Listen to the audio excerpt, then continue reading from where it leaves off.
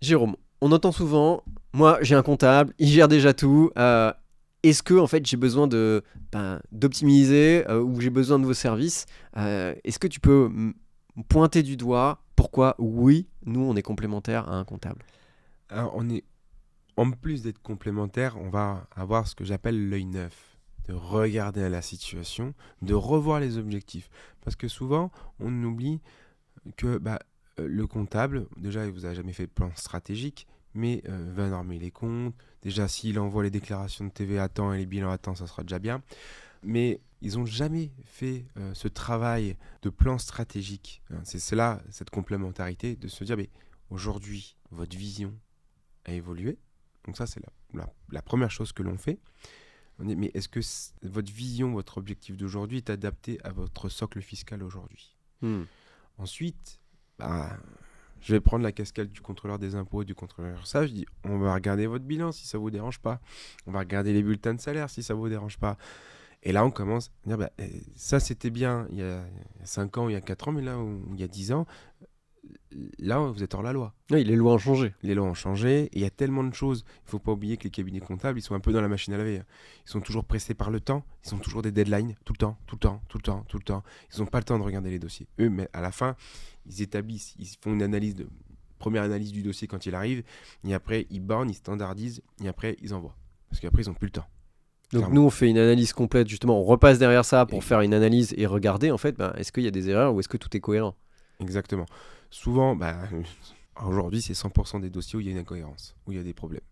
Je peux même pas dire, je peux même pas enlever 5% ou 10%, c'est 100% où il y a des coquilles. Et quand on explique au client les coquilles, même lui qui n'est pas professionnel, il dit mais oui mais c'est évident Jérôme, Hmm. c'est évident. Je dis, oui, et une fois qu'on a expliqué, on a pointé du doigt, je reparle encore, j'en ai fait encore hier, j'ai fait la demande d'un rescrit social parce que c'était pas fait.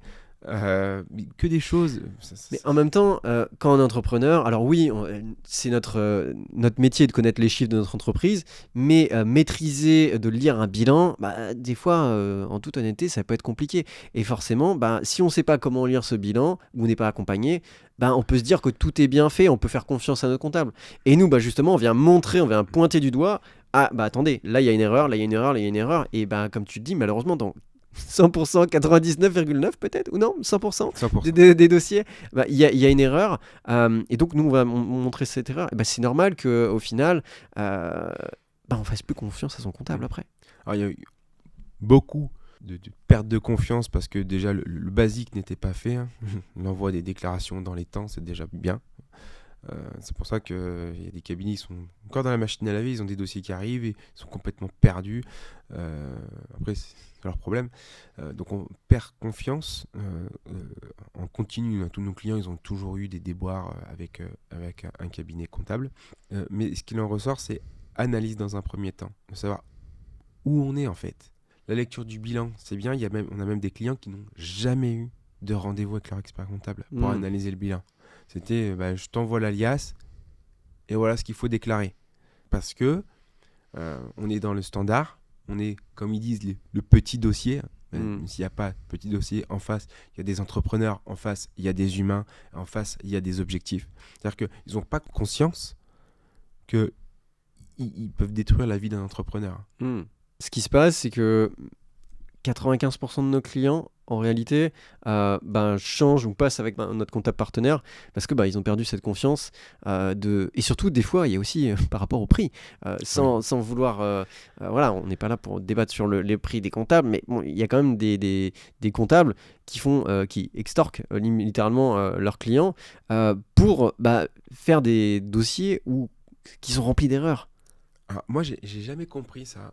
On va aller négocier les prix chez notre fournisseur, on va aller négocier plus souvent, alors, moins souvent, la banque, c'est très rare, mais il y en a deux, on va jamais négocier. L'assureur et l'expert comptable. J'ai jamais compris. Enfin, on est des entrepreneurs, on négocie tout le temps, Hmm. tout le temps. Et il y en a plein, hein. On est des cabinets comptables, donc si t'es pas d'accord, je change. Hmm. Il y a des prix exorbitants. Une fois, je lui dis, c'est bon, c'est par an, ça va, c'est honnête. Ah non, non, non, c'est par mois. Ça va que je suis assis, autrement je tombais de ma chaise. Il y en a d'autres où il y a des coûts cachés. Oui. On nous appelle, c'est souvent les comptables en ligne, on nous appelle à 50 € par mois, Mm. c'est juste pour faire la compta, et après ils vous donnent 900 € le bilan, 500 € pour envoyer le truc. C'est bon. Oui, et puis enfin voilà, tous ces coûts en ligne, oui, il y a les coûts cachés que forcément, on est en ligne, on est juste un dossier et qu'au final, il n'y a pas grand monde derrière, quoi. Oui, c'est ça, c'est que ça suit pas derrière, et c'est le discount. Voilà. En fait, on est à mi-chemin entre le trop cher et le discount. En fait, il faut trouver un juste milieu. Un juste milieu, et aussi c'est pour ça que là on intervient, c'est-à-dire que quitte à payer un truc moyen, mais derrière, on a notre accompagnement pour comprendre, pour expliquer et mettre en œuvre toutes les optimisations. On ne lui demande pas directement, on sait déjà. Et je reviens rapidement sur le côté des bilans et qu'on analyse justement, encore une fois, qu'on est complémentaire à l'avocat fiscaliste et complémentaire au comptable, c'est que on va aussi pointer du doigt les risques qui sont en train d'encourir. Certaines choses sont illégales ou ne sont pas bien faites, et que derrière ça, il devait avoir un contrôle fiscal, il y aurait des très gros redressements. Ah clairement, on a eu des cas où oui, mon avocat, il a fait ce montage il y a 4 ans. Mais aujourd'hui, le montage, il est caduc. Là, faut tout changer, parce que là, vous allez... moi, je suis très franc. Moi, je suis petit-fils de vigneron, fils d'ouvrier. C'est-à-dire, je leur dis les mots, je dis, vous allez vous faire tordre. Moi, si on bouge pas tout de suite, je vous accompagne pas. C'est que là, on va éteindre le feu, qui n'ont même pas conscience qu'il y a. C'est ça le pire. Personne leur dit. En fait, quand tu es un ignorant, enfin, c'est pas péjoratif, c'est juste que en fait, quand on connaît pas, moi le premier, la première fois que j'ai lu mon premier bilan, je savais pas comment le lire. Je suis ignorant, tu dis ok, je fais confiance à mon comptable, ça doit être juste. Mais c'est la réalité, on fait confiance et les yeux fermés. Mais en réalité, justement, c'est là qu'on intervient, on vient pointer les erreurs. On en a de plus en plus. On n'existerait pas si on était créé il y a 40 ans. Pour une seule et bonne raison, c'est qu'avant, moi je l'ai vécu quand j'ai fait mes études, moi j'ai été éduqué par les vieux de la vieille, des gens qui ont 80 ans maintenant, qui avaient ce savoir, c'est-à-dire que le niveau, et ça c'est dans tous les métiers, le niveau d'un CAP, c'est le niveau d'un master maintenant. Le niveau d'excellence en France est tellement bas qu'on s'en contente en fait. Et donc du coup, vous avez en face des personnes, je lui fais confiance, c'est son métier. Mais ça, c'est une phrase acceptable il y a 40 ans, qui n'est plus acceptable aujourd'hui, parce qu'on sait, on est obligé de tout vérifier. Moi, j'ai le cas, j'ai fait poser une climatisation chez moi, et un ami plombier, il vient prendre l'apéritif, et il me regarde, moi, c'est partout dans tous les métiers. Il me regarde, il fait, qui c'est qui t'a mis ça? Je dis, vas-y doucement, je suis un ignorant sur le sujet, je sais pas, je sais pas. Et donc du coup il m'a dit là c'est un problème, là c'est un problème. Vas-y, fais-moi ta facture, répare quoi. Oui.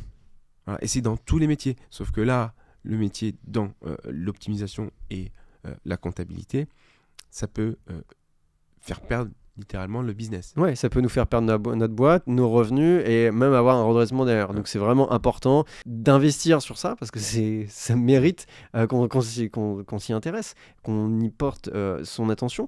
Et malheureusement, on se dit c'est bon, je suis lancé, j'ai mon entreprise, ça y est, c'est derrière. En fait, non, c'est vraiment quelque chose qu'on doit remettre un petit peu au centre du débat, parce que il y a aussi beaucoup d'optimisations qui peuvent être faites et on perd de l'argent inutilement pour ça. Écoute, merci Jérôme, je pense qu'on y voit beaucoup plus clair sur ça, et j'espère qu'on fera de notre mieux pour ne plus être ignorant. Merci à tous. Maintenant que tu as compris le principe, tu te demandes peut-être, ok, mais concrètement, combien est-ce que moi je peux économiser dans mon cas précis ? C'est exactement pour ça qu'on propose un diagnostic gratuit avec un de nos experts. Clique sur le premier lien dans la description pour prendre rendez-vous. On va calculer ensemble tes économies. À tout de suite.